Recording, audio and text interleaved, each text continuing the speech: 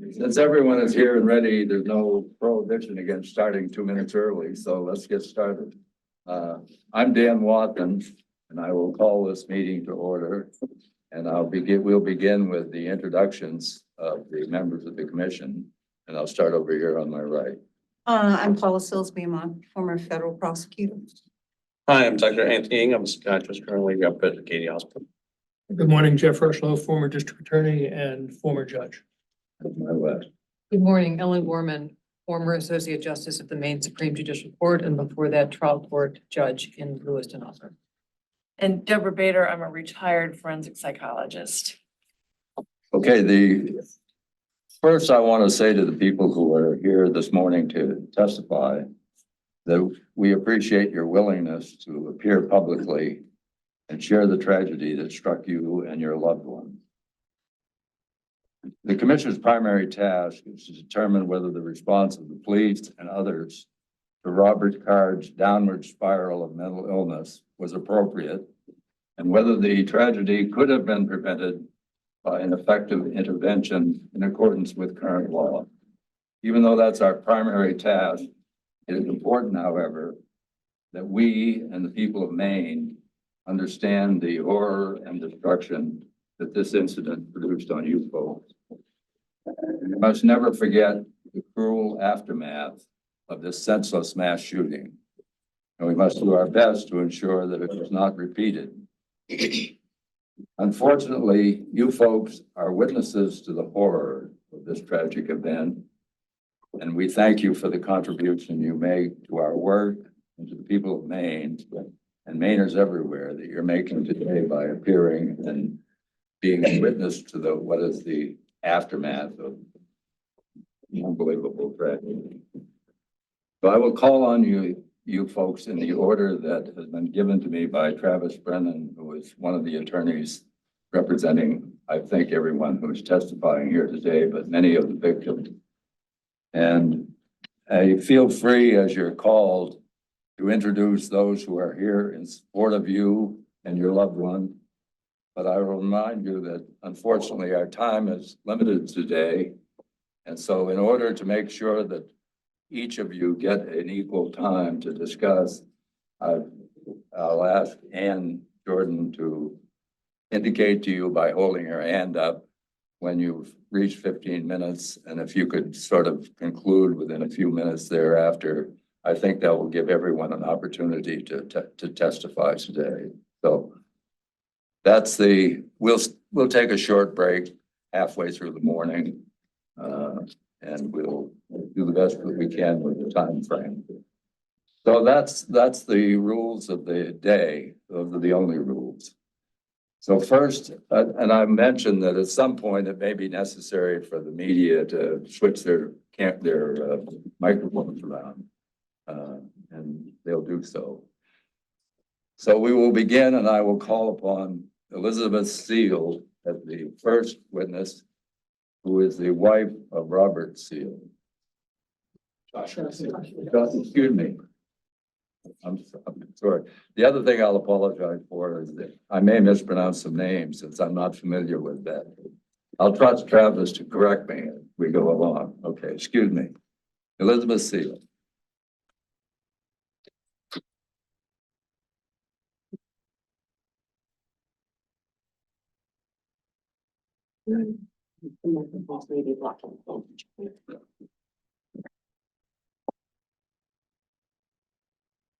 Hello, I'm Elizabeth Seal. I'm the wife of Josh Seal. He's one of the victims that was at Schmenge's bar. It's really hard to summarize my husband in just a few minutes, but I'm going to try my best. First and foremost, Josh was a family man, always. He was continuously busy. He was the director and advocate for members of the deaf community, and he was always trying to make the world a better place for deaf people, especially deaf children. He loved disc golf and cornhole, and he did that in his spare time. We have 4 children together, and life was always busy, of course, as you can imagine, but still, he always made plenty of time for us. Life was never busy. We were always on the go, traveling, playing games, doing different events. Our family was very tight-knit, and we did everything together. Josh was the director of the interpreting services at Pine Tree Society. He was a certified deaf interpreter as well, and you may have recognized him or seen him because he was often on TV interpreting for Dr. Nirav Shah during the pandemic and the briefings. He also interpreted for Vice President Kamala Harris, although he would never disclose that or be braggadocious about it. He was incredibly humble. He never wanted the attention or the limelight. He was a giver. He was always out there for everybody else and never for himself. You could see that anytime when he was with his children or his family, his friends, the deaf community in general.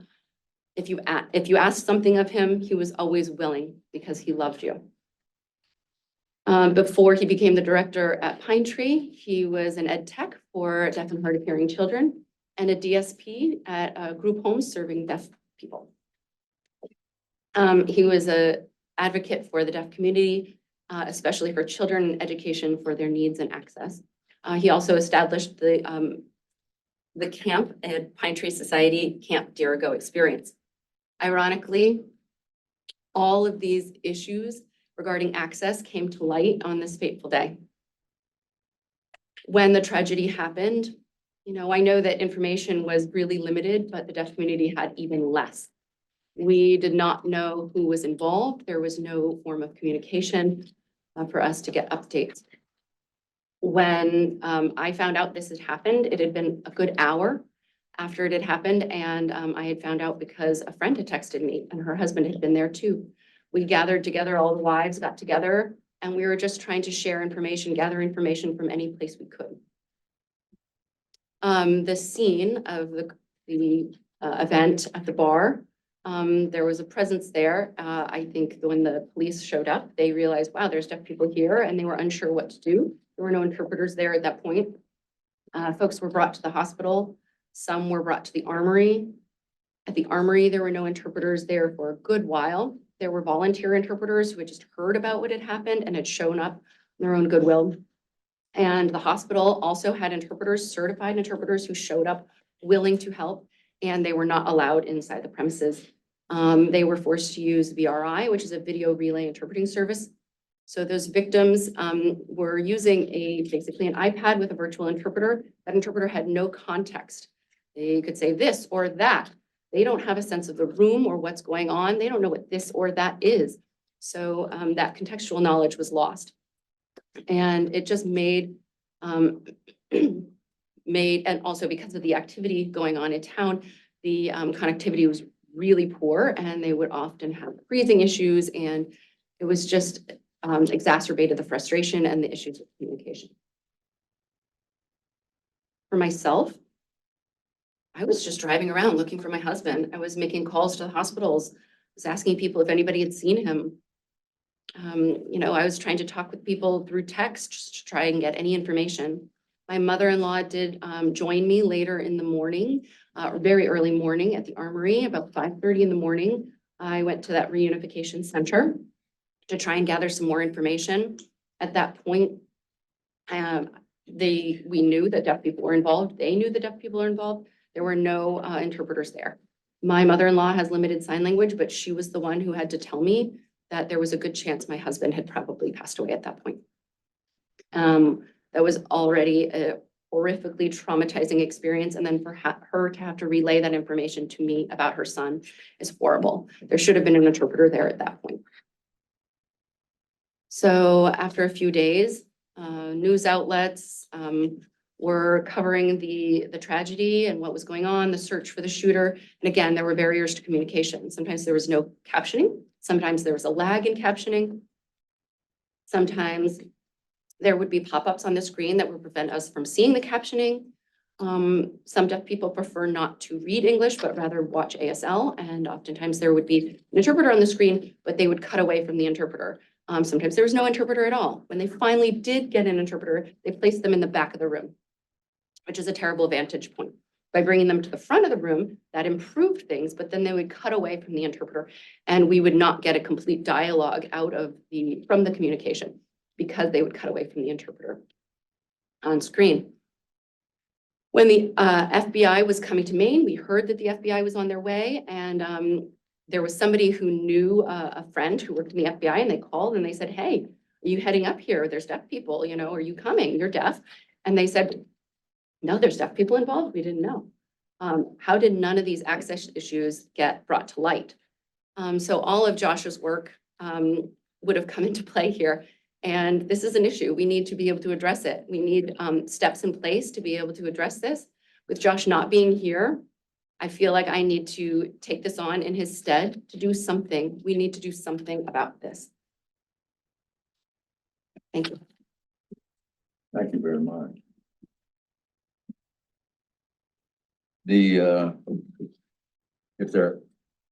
I guess if there are questions from the folks, we can take them now individually, but if not, we'll move to the next one in the interest of time.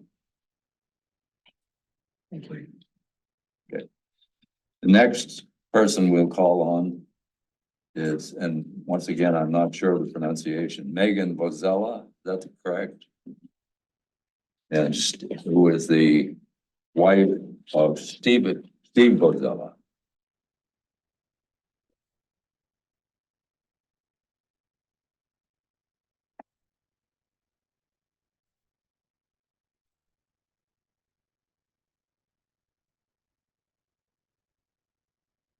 Hello.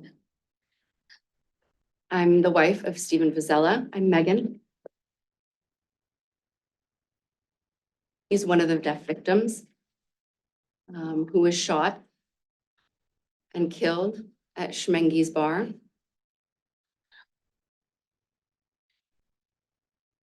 Steve and I were together for 14 years, a very long time. We met in 2009. We were camping in Bar Harbor. And through the years, we had a tremendous amount of fun together. We lived in Massachusetts for a while, and during the years, he was working at the post office in Boston.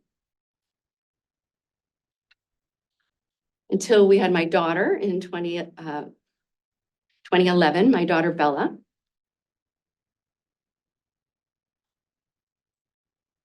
We at that point decided to move back home to Maine in 2015. And we lived together, but we hadn't put our roots down here yet until several years later in 2022, when we decided to finally settle in one place. And he transferred his work from Boston Post Office to the Lewiston Post Office. He was there just a year. But we enjoyed camping. He loved his family. He loved spending time with really anyone. He was a jokester. It's really hard to say, but he was so incredibly loved by everyone. We got married actually just last year. Our 1 year anniversary came 2 weeks after his passing. So we were married in November of 2022. And we were both incredibly excited, looking forward to our anniversary, our upcoming anniversary in the next couple of weeks. That was due to happen. On October 25th, I was working. I work at a school on the custodial staff. And we were just chatting before my shift, around 3:30 in the afternoon. I was just chatting with him, taking the opportunity to chat before we hung up, said our I love yous, you know. So, you know, I just got myself set up for the rest of the afternoon, and he was gonna play cornhole at the tournament. I started work at 4, and Steve's last message to me said that it was around 6:30 that evening, just before the cornhole tournament started, probably around 6:30. And that's the last message that he sent, that they were about to start. And then I would say about 35 minutes before he was killed is when I got that last message. It was confusing, you know, when I got a message from a good friend, a member of the cornhole group that was there that night. A wife texted me and said, Steve's been injured. And I had to FaceTime with the crew there to figure out where he was. You know, I was rushing, in emergency mode. I dropped my job. I just got in the car. I had to figure out where he was.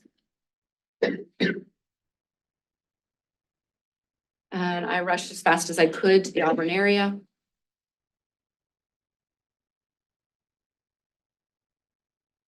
I found out at that point that there was lockdown, which means that I couldn't save him. Hard to explain. You know, after I heard this message, and the bad news, it's hard to explain how that felt. Right about 7:30, it was maybe between 7:30 and 8. I was getting all these messages and I got the message that he was gone. That was long before the police confirmed for me the next day. It's devastating. My heart is broken for my daughter. My daughter had to hear those words about her dad.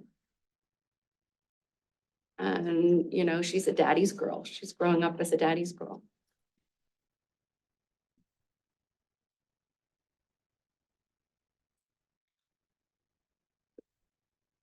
Our entire family is incredibly close, and the Vozzella family, as well as my family, we're all very close. We have a tight-knit group of friends and family all over Maine and Massachusetts.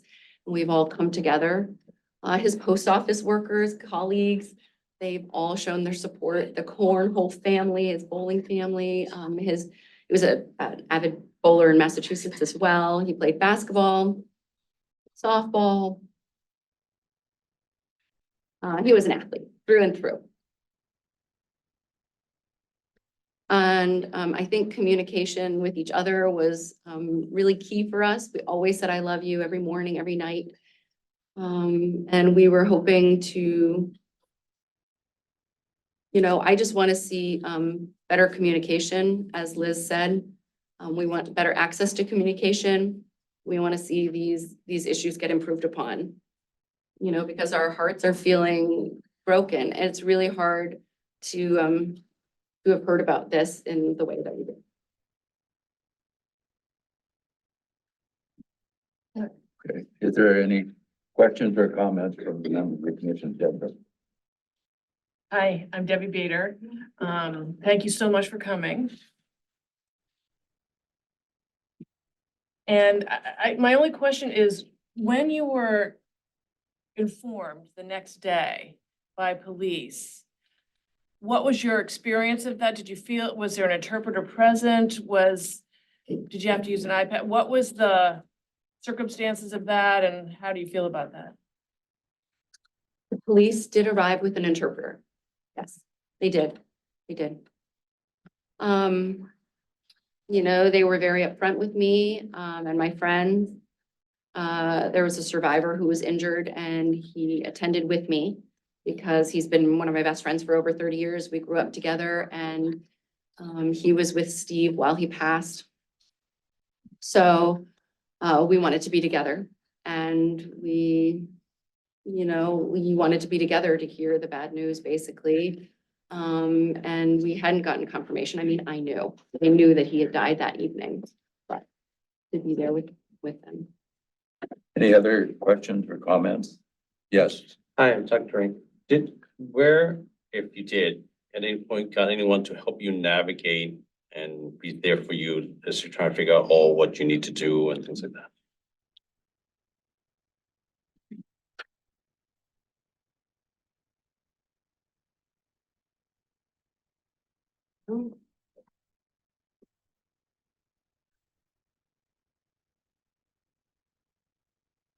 Una Shaw, she's one of the victims advocates. She's sitting behind me, has been tremendously helpful, guiding us through this and navigating this process with us. When was she made available for you? Oh gosh, right away. Any other questions, comments? If not, I would have just one comment that the word access for me, and I suspect hopefully for people throughout the state of Maine, has taken on an entirely different meaning as I've listened to members of the deaf community describe the circumstance. And I don't think any of us should ever think of the word access without this context, because it is pretty dramatic. So I appreciate your willingness to come here and set forth those facts.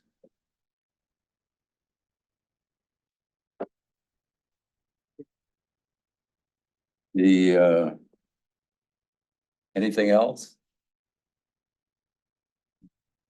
Thank you very much. Thank you.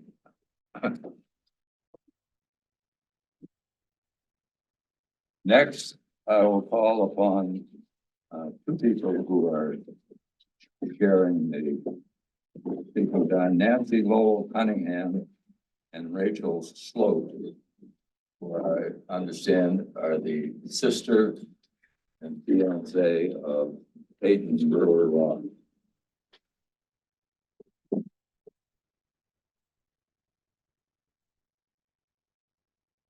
Change of.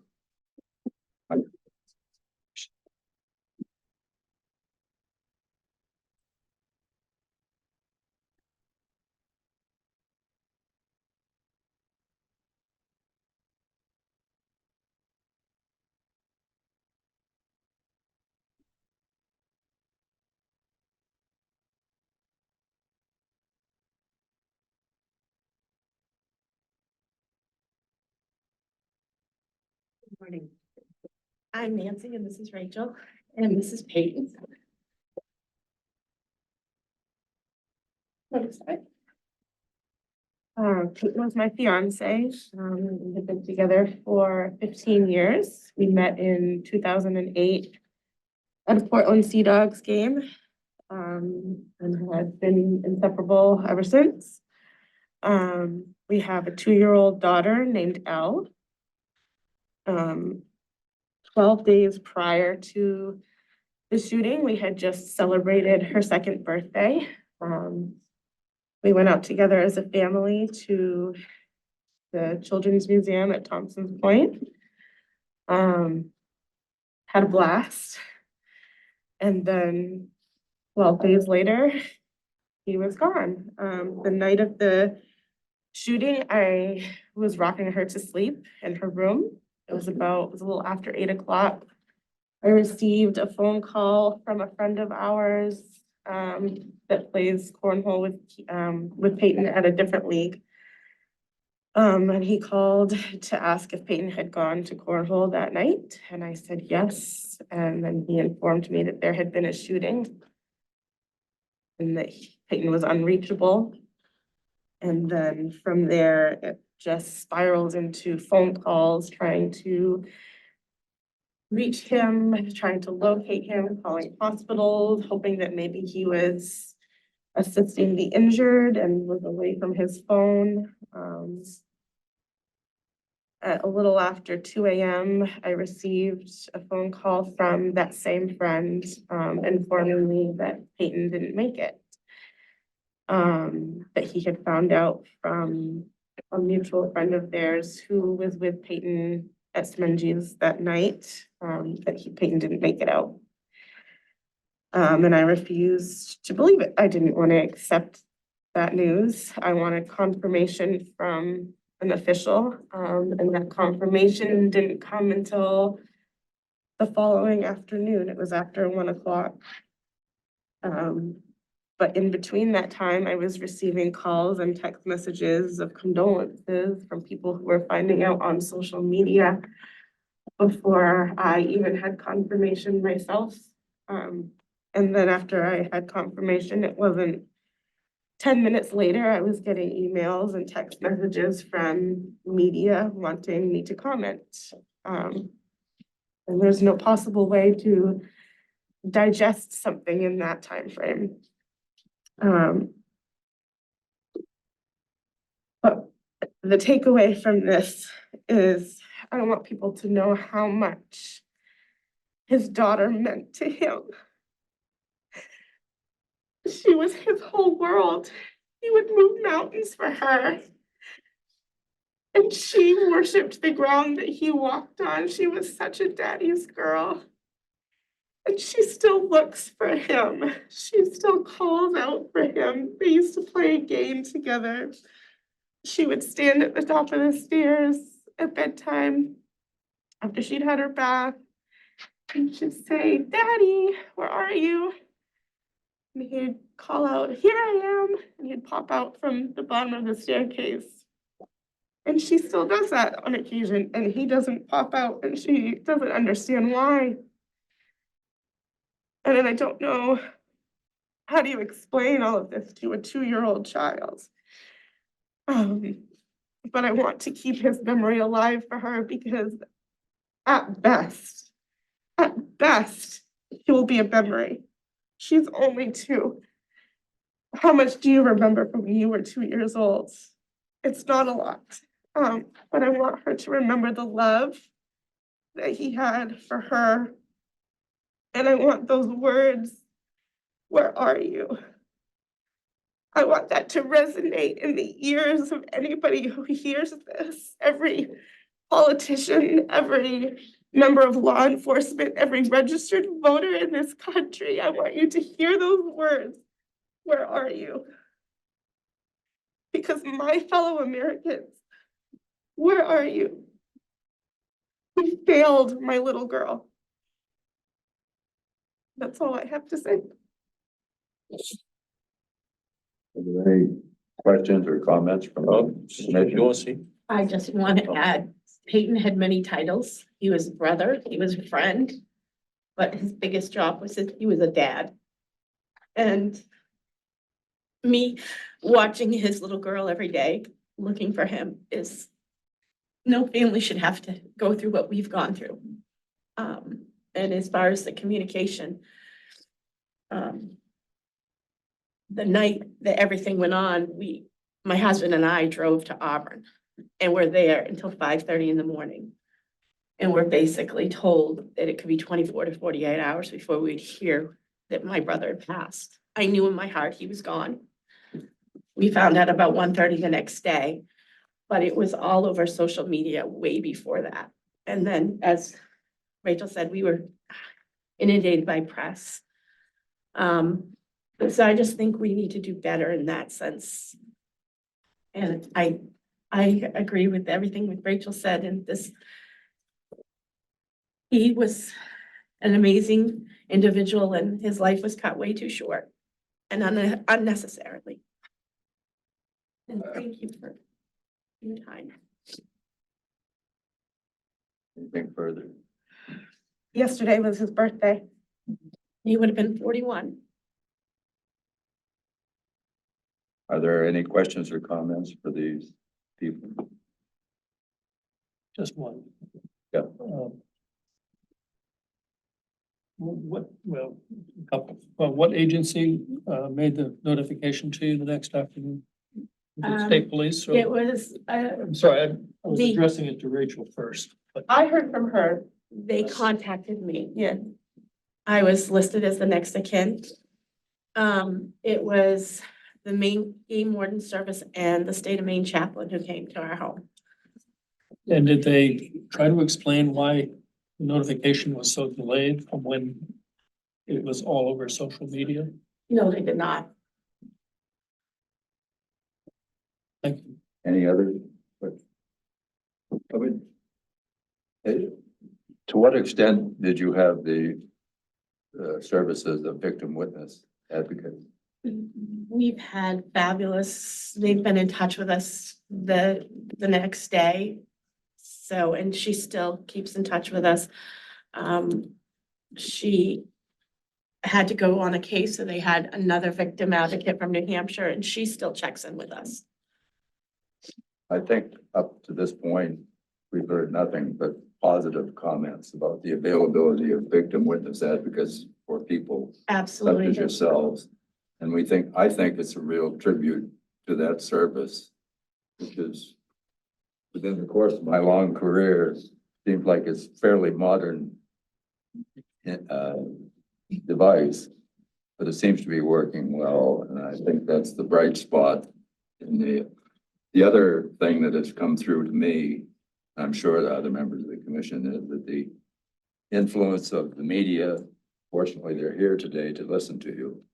The influence of the media and the influence of social media is often not helpful under these horrendous circumstances. Yeah. Anything further? If not, Sorry. Yeah. yeah, Sorry. Hi, and thank you for coming. And Rachel, I'm just directing this to you because you said that, to paraphrase, Maine failed your daughter. And, we're charged with sort of looking at what went right and what went wrong. So I think your comment, just a little more, a couple more words on that would be helpful for us to kind of get a sense of what went wrong in terms of failing your daughter. I don't know what the answer is to the solution. I don't know if there's laws that need to change, if there's a fallout in our mental health industry in this country. I hear things about the shooter. But we always say not in Maine, but things like this don't happen in Maine, and it did. Why did it happen? That's what we're. Thank you. Thank you. thank you. Thank you very much, both of you. Yes, thank you very much.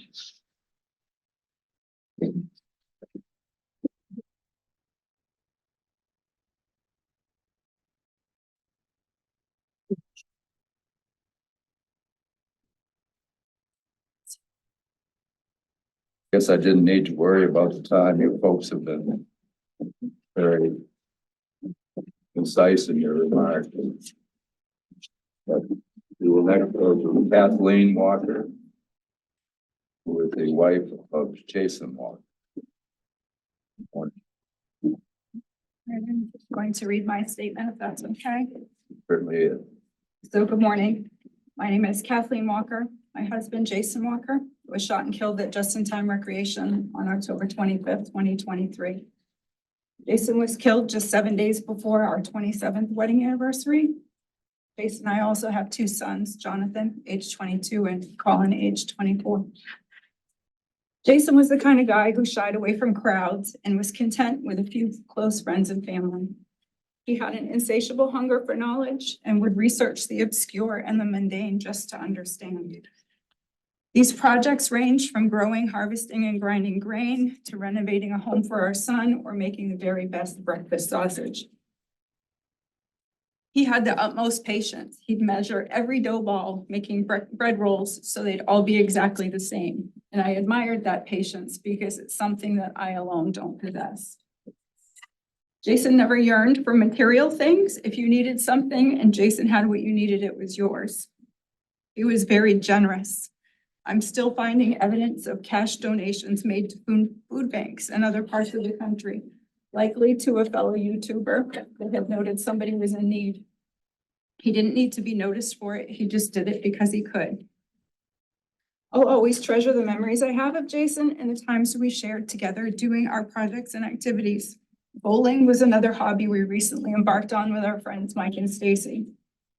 Even though the crowd was outside his comfort zone, Jason did not shy away from the bowling community. He embraced it, and we both thoroughly enjoyed every visit and the instant family we found at Just in Time. We had arrived at a place in our life where all was well with our kids. We had hobbies as a couple and were settling into what we would do now that the kids were grown and we could focus on us. Collectively, we were in a very special place as a couple and as a family. That safety, peace, and security of our lovely life together disappeared in 48 seconds.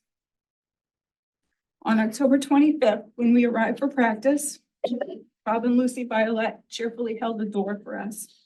And then Thomas Conrad came out from behind the counter and greeted each of us with a great big bear hug. Little did I know that 2.5 hours later, they would all be dead. Jason was also fiercely protective of me, our children, and anyone who needed help. He was a protector until the end. As soon as Robert Card fired his first fatal shot, Jason yelled to me to get down, and his first instinct was to keep me safe. Next, he and his best friend Mike noted the shooter had a gun jam and immediately advanced on him. Jason worked at trying to kick the gun away as Mike came up on him from behind. In the end, the gun was no longer jammed, and Jason was shot in the leg as the shooter turned and fatally shot Mike and then proceeded to shoot Jason in the head. And he went on to shoot Jason 2 more times, even though the prior shot had been fatal. We know this now, but Stacy and I waited 7 weeks for those details. We also waited an excruciating 15 hours to get official confirmation that they were deceased. We saw and experienced some of the other carnage Robert Card left in his wake, the Violettes, the kids in tourniquets, Tom Ghiberti injured and bleeding. We were at a loss of where it was safe to be or what to do, and first responders swarmed the building and they were as bewildered as we were. All of my close family and Jason's family arrived on scene and huddled together while the killer was still at large. I remember my son Jonathan telling me he screamed at officers to let him see his father until he was hoarse. And when they wouldn't let him in, he sent his father a text that said, "I'm sorry I wasn't there. I love you and I'll see you in heaven, Father." I was so nervous to have all my loved ones gathered together in one place, but no one stopped them or dismissed them for hours. I was surprised to learn that Jason sustained grazing gunshot wounds to the palms of both of his hands. What he endured in his final moments trying to defend us all creeps back into many of my waking thoughts. I can only imagine how many more people could have been killed had Mike and Jason not interfered with Robert Card. Their distraction clearly allowed others dying at the time to exit the building.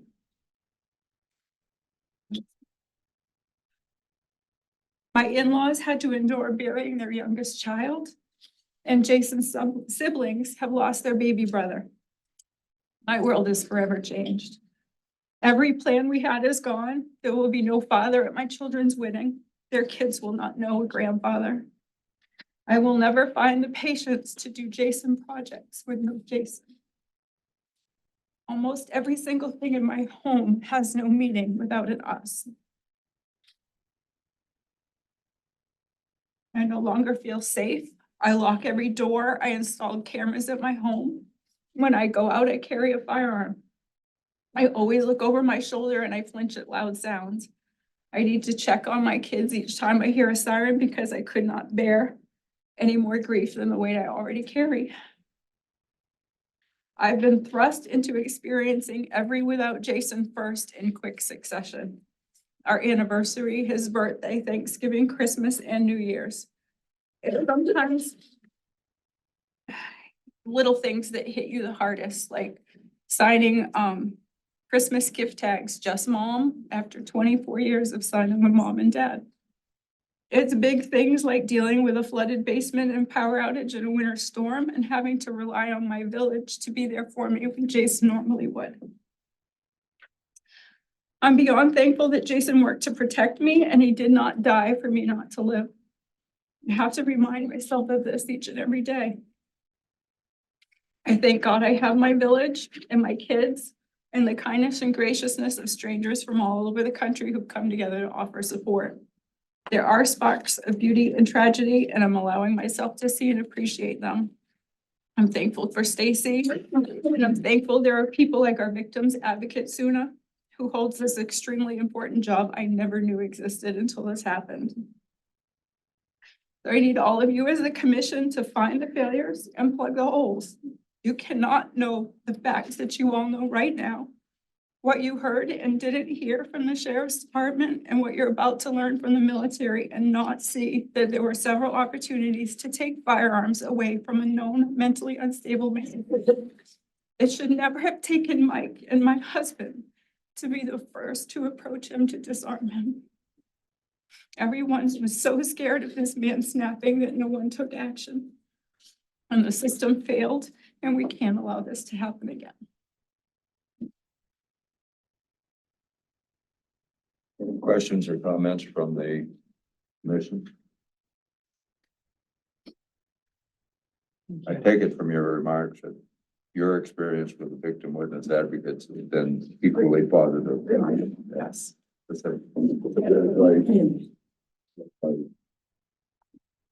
And who confirmed to you 15 hours later? It was our local police chief.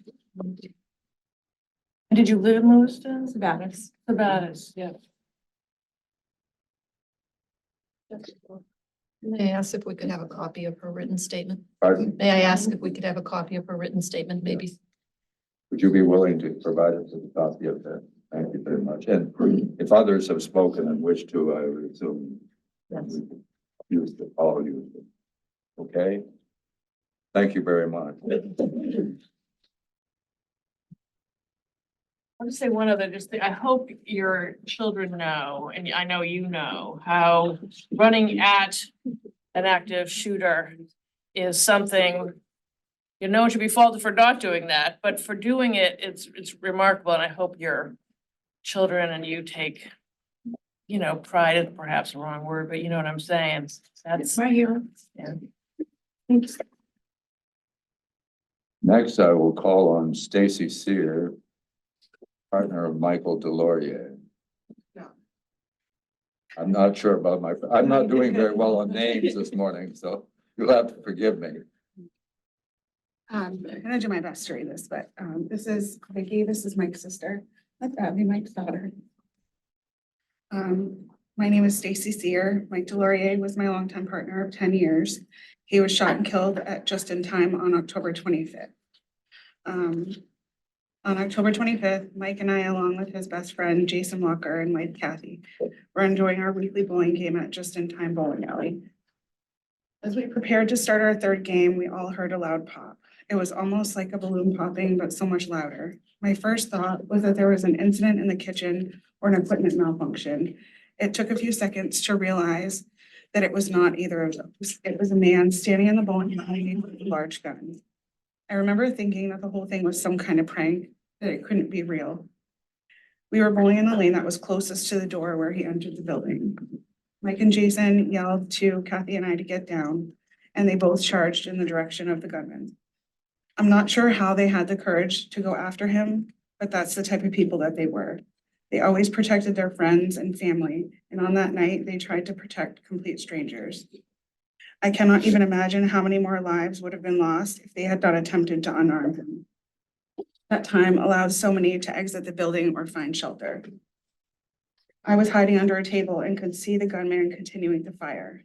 There was smoke coming from the barrel and a green light coming from the end of the gun. I realized then that it was real. I don't think that I will ever be able to explain to you the fear that I felt in that moment. I was completely frozen. I sat there waiting for my turn to be shot.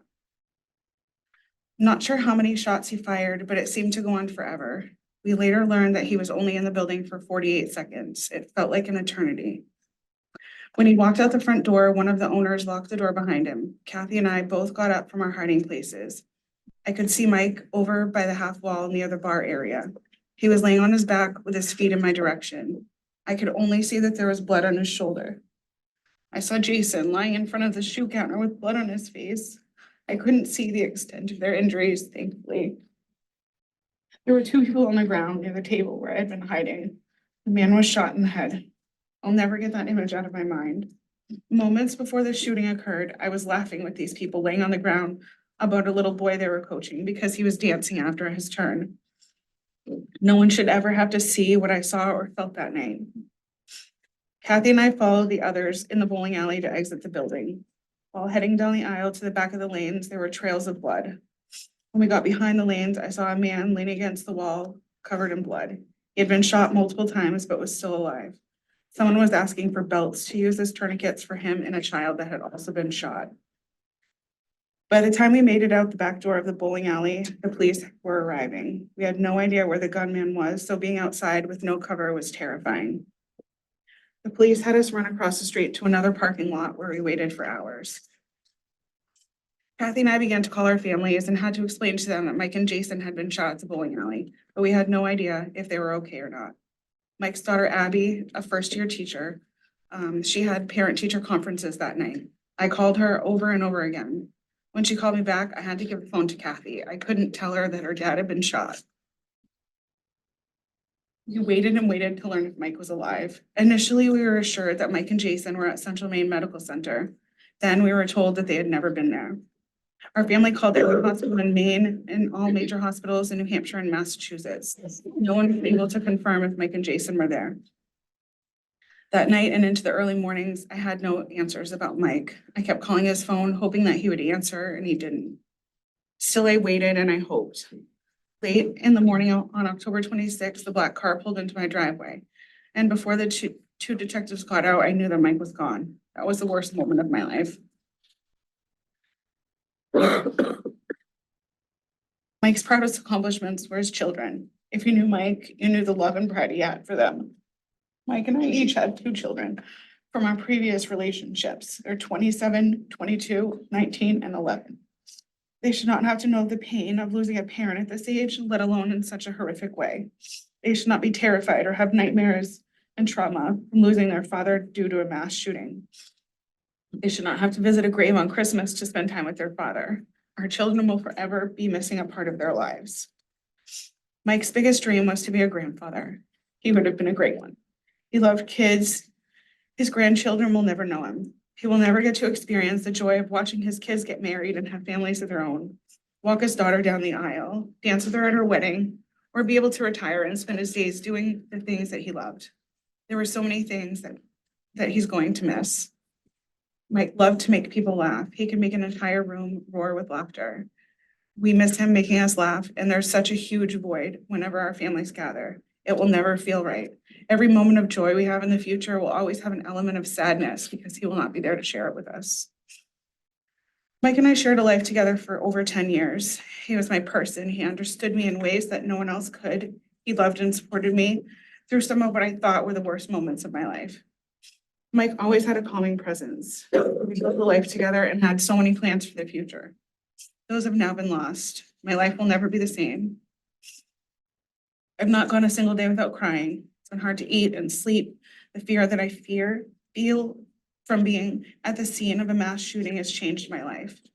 Nighttime is the worst. Our children had to sleep in the bedroom with me for over a week. I'm terrified to be home alone. I sleep in my bed with my bedroom door locked. Anytime I hear a noise, I immediately think that someone's in the house with a gun. I'm not sure I'll ever be safe again. I'm haunted by survivor's guilt. I feel guilty that Mike was killed and I was not. I feel guilty that I left the bowling alley and he didn't. I feel guilty I didn't run to be by his side instead of running out of the building. The thought of him dying alone torments me. I hope that his last moments on earth were not filled with pain and fear.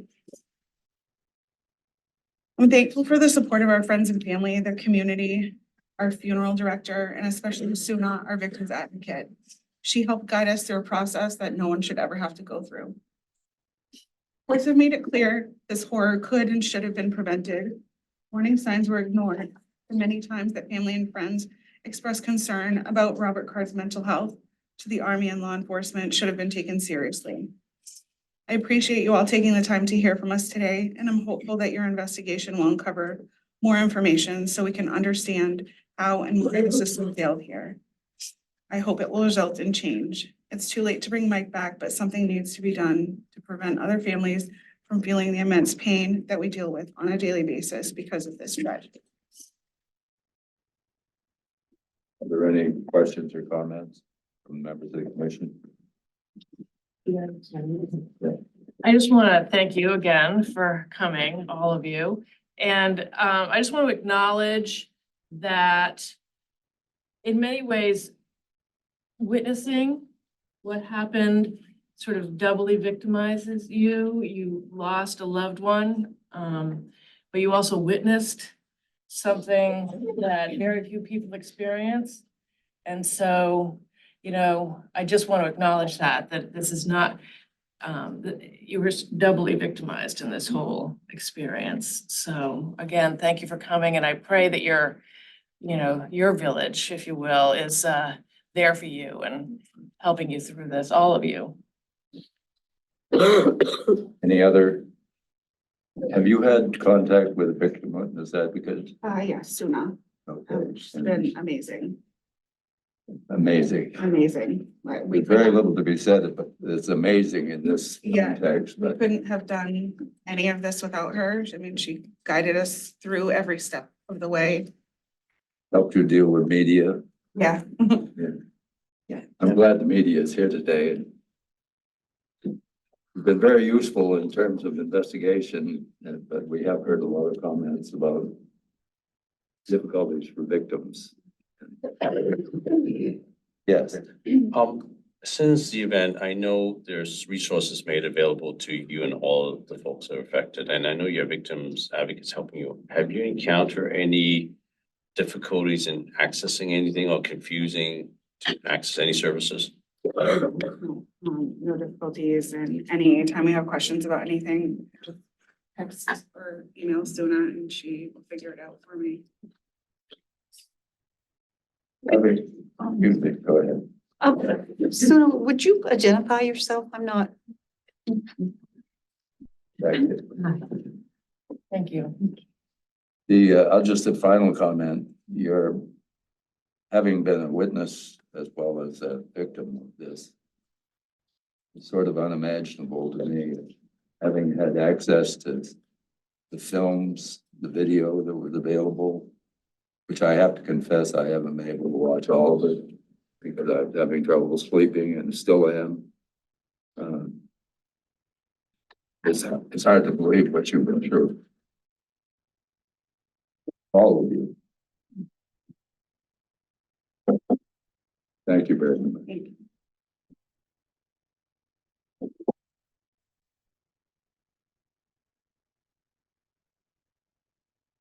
Next, I'll call on Cassandra Violette, who is the daughter of Lucille and Robert Violette.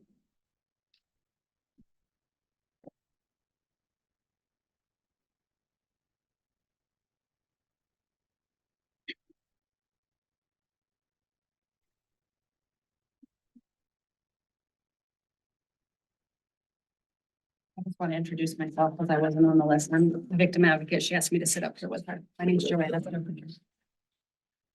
Your last name? Stokinger.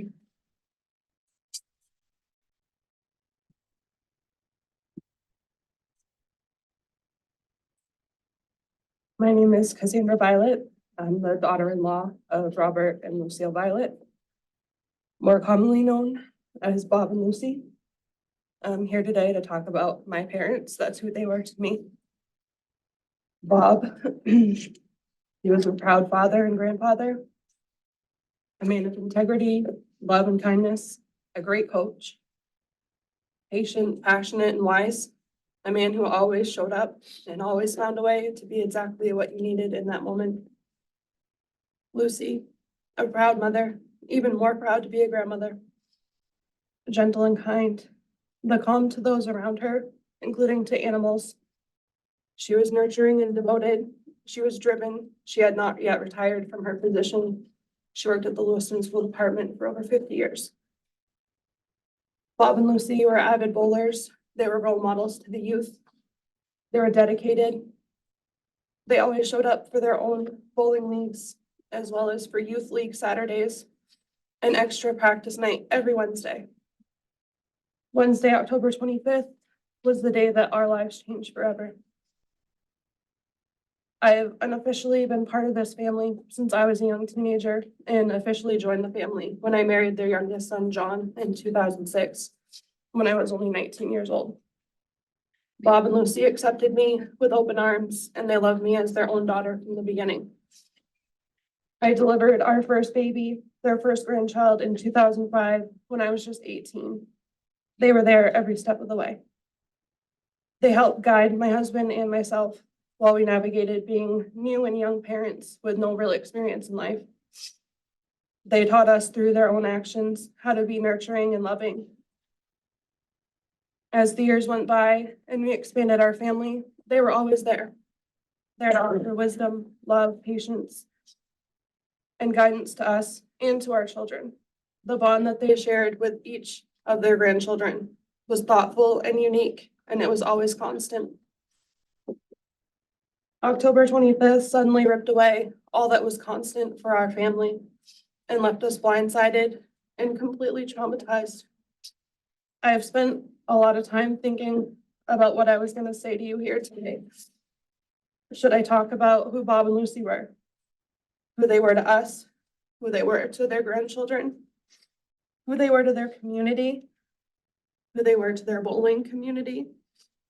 Should I talk about every child that was waiting in line at their visiting hours and their funeral, that were so shook because of what happened, that were there that night? All of these children whose lives are forever altered, and a loss to them that is too big to comprehend, because I know that I can't comprehend it. I could take up an entire day of your time talking about these things. These are questions that you could ask to anyone who had the privilege of knowing them, because they were truly one of a kind, amazing people. What I've decided to talk about is what is raw and real, and that is the impact of what October 25th has done. On October 25th, a safe place was shattered. I opened my phone to find images of a man standing with a gun inside a doorway that our family has walked through hundreds, if not thousands of times. That image was the beginning of a reality that has since been living in a daily nightmare. October 25th was the date that we were told that Bob was gone, while he was there volunteering his time, as he did every Wednesday before it. But no one could tell us about Lucy. First, we were told she wasn't injured. She was just traumatized. We truly did not know her status. It was almost 48 hours of torture, nonstop calls to hospitals, police departments. Some of our family went hospital to hospital trying to find her or any information that they could get about her. We weren't sleeping. We were overcome with emotions and thoughts, but we tried to stay positive until we learned the truth. My family and I were not in the state when the shooting occurred. We had to deal with this from across the country at first. We got a flight as soon as we could to get here. On the way to that flight, we were told that Lucy was gone too. We boarded a plane in Dallas, and on that flight, I had a panic attack and I vomited while everyone around me stared. Sorry. Take your time, though. During landing, people on the plane started to talk about that they had found the shooter. And yet, when we got off the plane, we still felt unsafe. We arrived in Maine and just couldn't believe that this could be happening. Like we were living in an alternate reality. A sentiment that our family still feels every single day, 99 days later. We spent countless hours with the FBI, and we were completely distraught. Those days are mostly a blur to me, except for a couple of moments. One of those moments was the day that we were told we could come to retrieve personal items that were being released. We sat there and described their personal items in detail to make sure that we were getting the right things back. Those items being unboxed and presented to us by complete strangers. Well, they warned us there were a couple items that we needed to identify, but they might be biohazard. One of those items was our dad's wedding ring. It had blood on it. In that moment, I became overcome with emotion. They offered to send it for cleaning, and I didn't want to let it go. We were finally getting a piece of him back, and I just didn't want to let it go again. I was so desperate to keep it that I offered to clean it myself. But my husband didn't want me to have to do that, so we let them take it for cleaning. The other moment I will share with you is the day that we brought our two young daughters in to meet with agents so they could help tell our babies what happened to their grandparents. One of our daughters just turned 9 on October 29th. It was the first time without her grandfather there videoing the entire thing from start to finish like he always did. And it was the first moment. It was so loud but so quiet. The day that we met with agents, the girls were told the facts about what happened, but not a lot of details. Everywhere we went, it was being talked about, and the faces of their grandparents were on the papers, in the news. We didn't want them to find out another way. That day, one of my girls asked their daddy if what happened, if that was gonna happen to her too. My girls lost a sense of innocence I had never imagined, and their impact has been devastating to us as their parents. We mourn so many losses. Those are just a couple of the countless traumas that we've endured.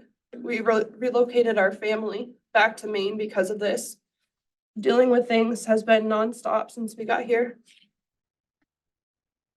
Estate matters, grief, therapy for all of us, all while we're staying in their home.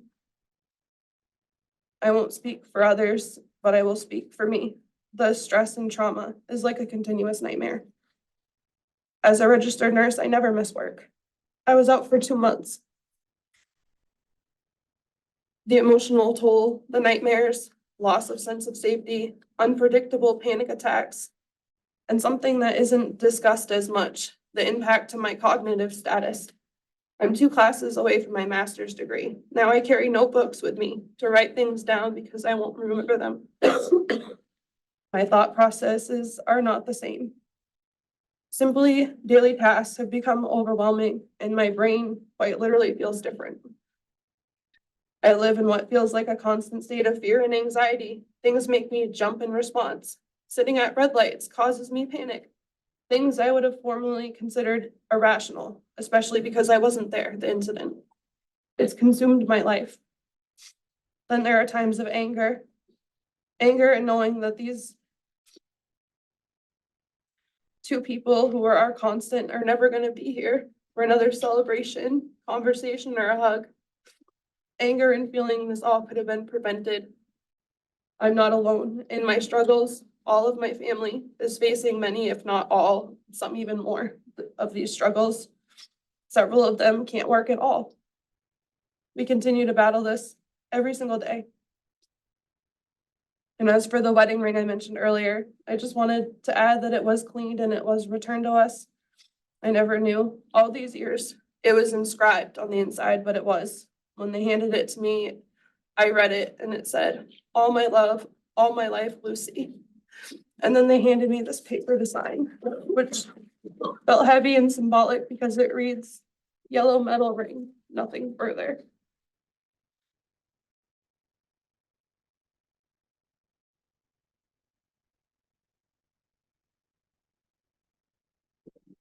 Questions or comments?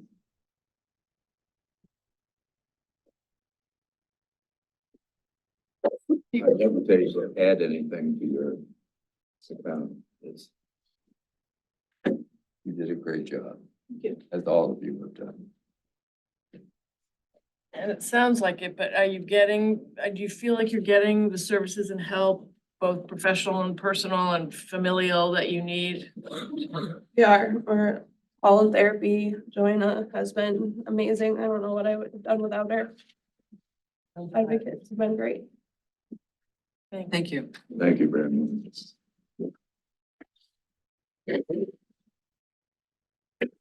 Next, I'll call on Jannette Randazzo, the mother of Ryan MacFarlane. And it's Jannette. Jannette, excuse me. This is my husband. I should have sat down with Travis in advance and got the. You're not the first. And this is my husband, Richard, Ryan's stepfather. And this would have been my boy. I'm happy your day.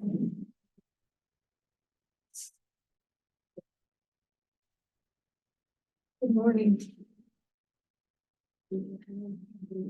There's not much I can add to what everybody else has said. Beautifully said. But I want you to know who my boy was. So that's what I've written. And I will get emotional, I'm sure, and I have to stop and take a breath.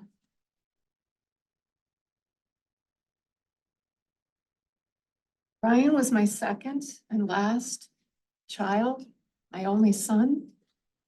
He was born in Slidell, Louisiana. He was such a happy, easygoing baby.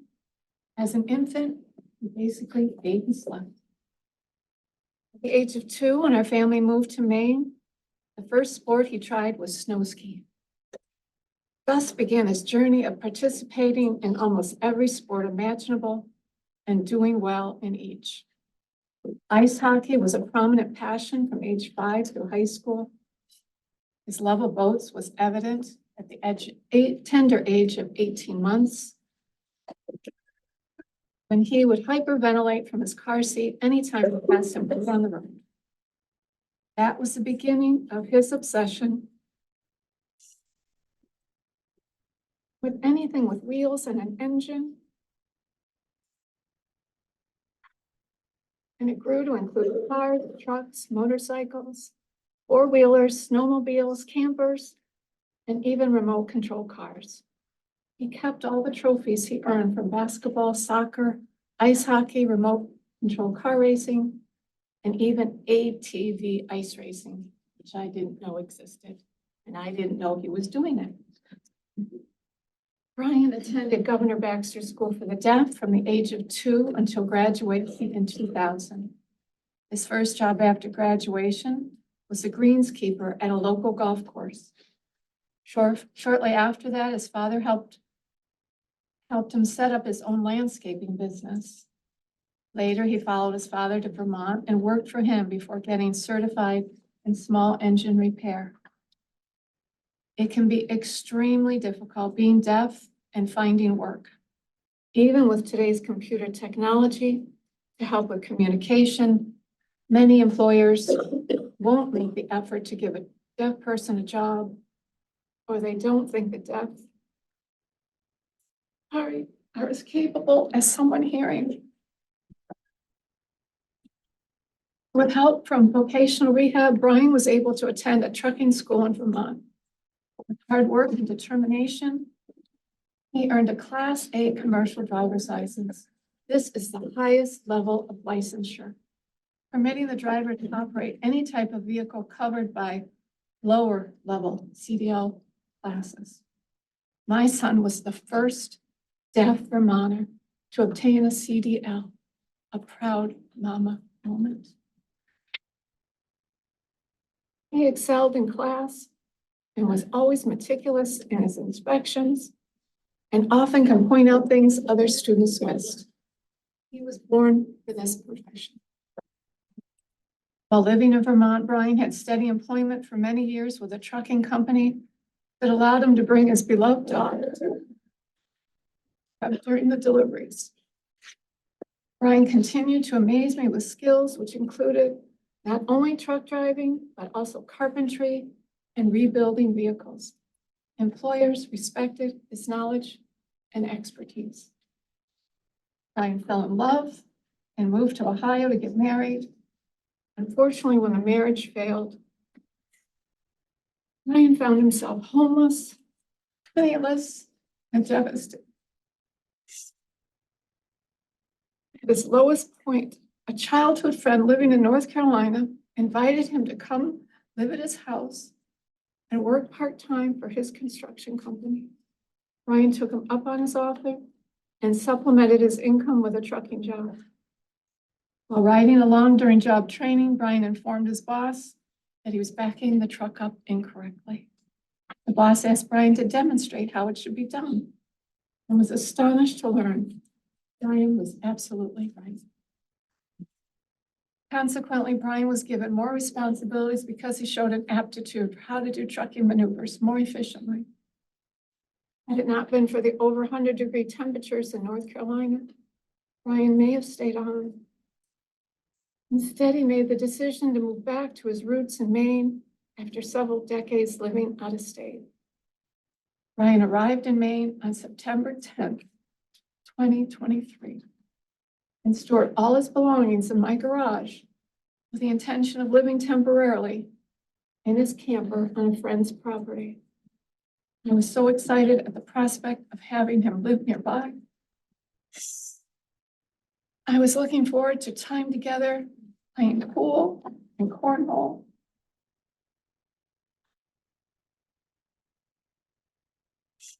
Celebrating holidays and birthdays together.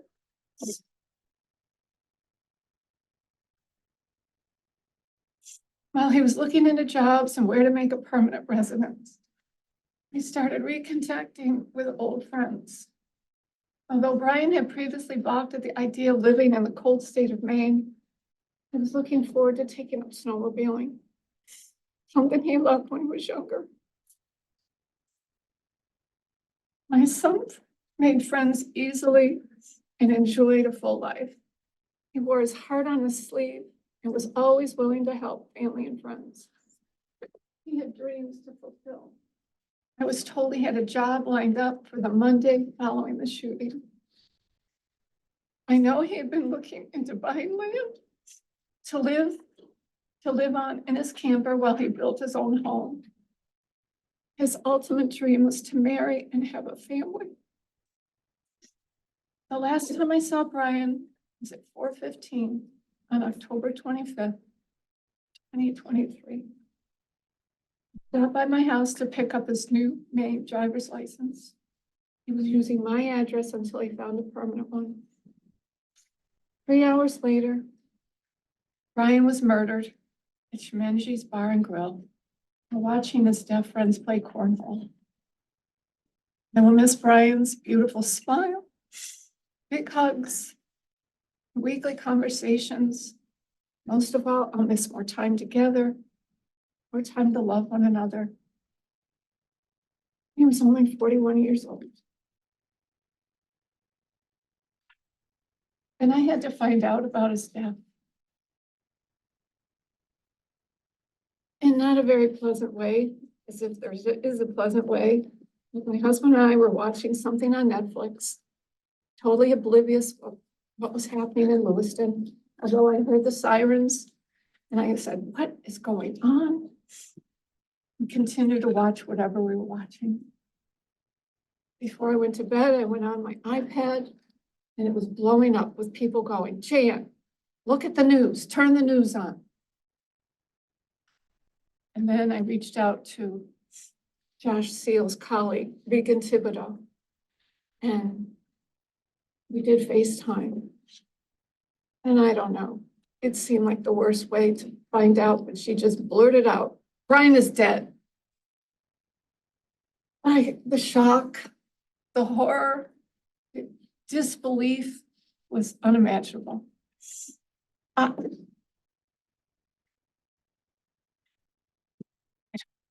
We called hospitals.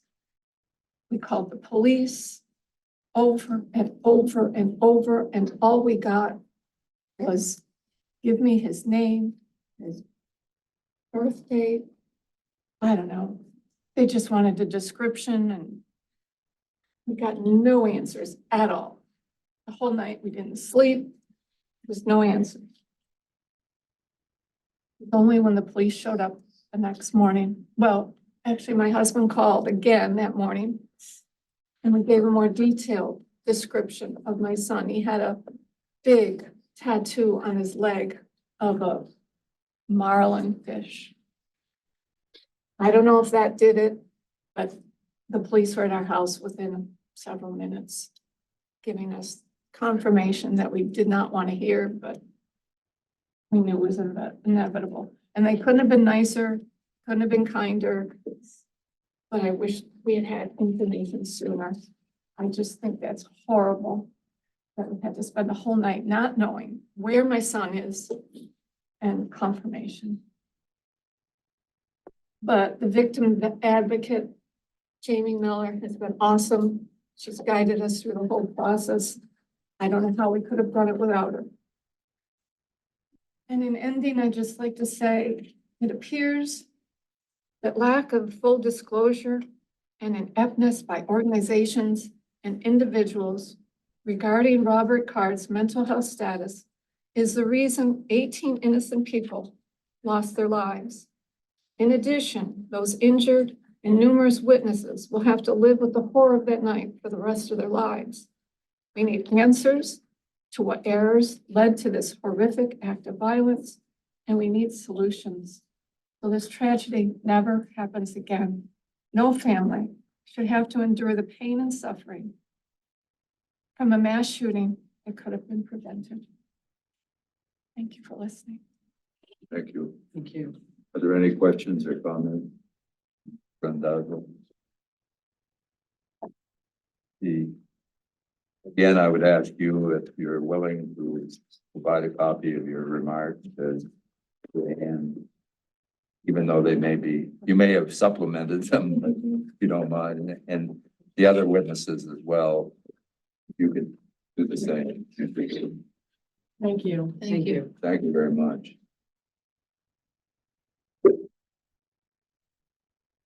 Have we missed anyone who wants to testify? Blueberry Walker not coming together.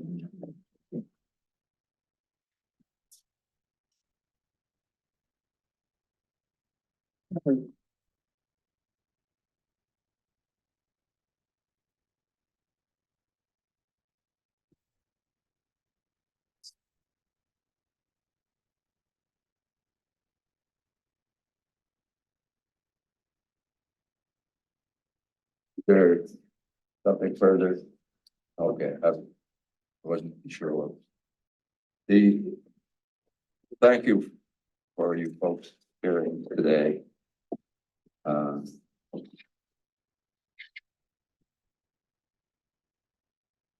I'll wait until we. Right?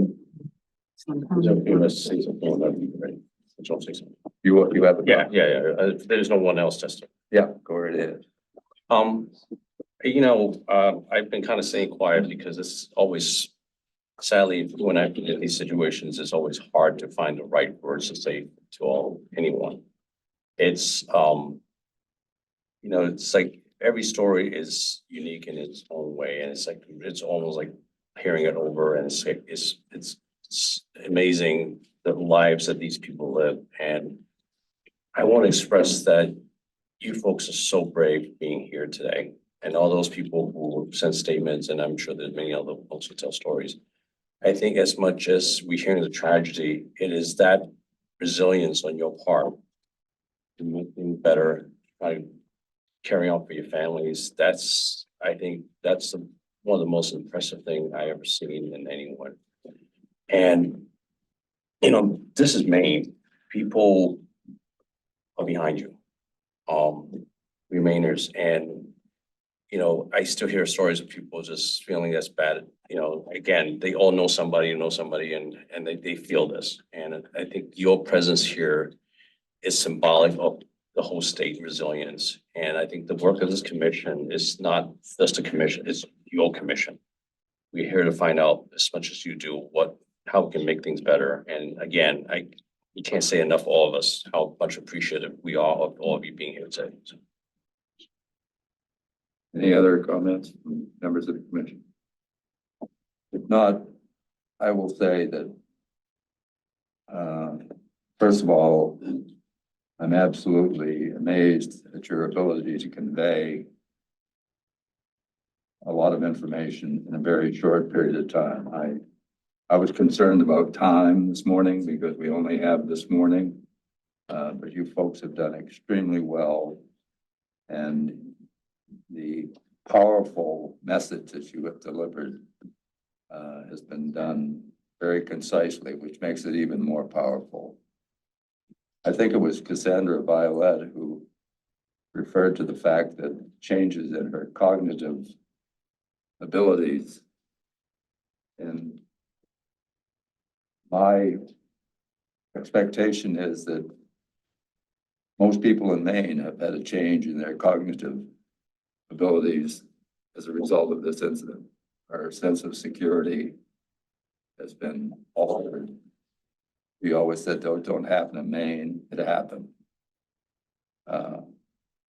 And certainly it's true in my case, and I'm sure in the members of the commission, that our cognitive abilities have probably changed as a result of serving on this commission and will continue to change. So you have contributed to what I hope is that the folks in Maine will not forget this incident. It's easy to forget incidents that have taken place elsewhere. And they become sort of blurred in our mind, and we took comfort in the fact, well, that doesn't happen in Maine. this one happened in Maine. And I hope we never forget it. Because our quest is to make sure that it doesn't happen again. So we will continue on in our work. And I want to say that yesterday I spent a bit of time over the legislature talking with folks about the subpoena bill, and spent via Zoom probably all afternoon. There was a very long work session of 6 hours, I think, of whether or not to extend the subpoena authority to the commission. And eventually it was passed through the committee with a unanimous ought to pass. So that's a good thing. And the purpose of that is to ensure that we have access to all the information to determine that what was done was all that could be done under current law. And that's really was there an opportunity for an effective intervention under current law? And that's what we will address ourselves to. I listened to the governor's State of the State address, which you referred to this, and one of her phrases stuck with me, and she said, did the folks involved protect others as they would wish to be protected by themselves, which is sort of a spin-off of the golden rule. But that, to me, that strikes, it has meaning. So much for my wandering thoughts. And I can attribute some of that to the changes in my cognitive skills, which many would say is a result of age, but I'm telling you that this assignment has changed my cognitive skills and always will. And I hope that that's true for everybody in Maine. Thank you all very much for being here. And I'm delighted that the view of the victim witness advocacy program is so positive. That's the best thing. Let's give them a hand. Somebody.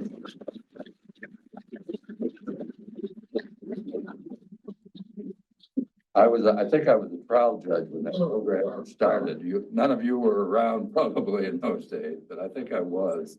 And it was viewed as sort of, well, okay, I mean, we weren't sure what was going to come of it, but it quickly established itself. And it seems like it operates, if the rest of the system worked as well as the victim witness advocacy program did, we'd be in great shape. So thank you. And now its funding is in question, as I understand it. Well, everything in government is in question. Funding is in question. The particular funding for that program is, Is that even as right? we speak, Yes. an issue of discussion. Huh. Justice Watson, just so you know, the Federal Violence Against Women's Act and the Violence of Crime Act provides funding to the states to provide victim witness services, including the ones here. They were funded by surcharges on federal crimes.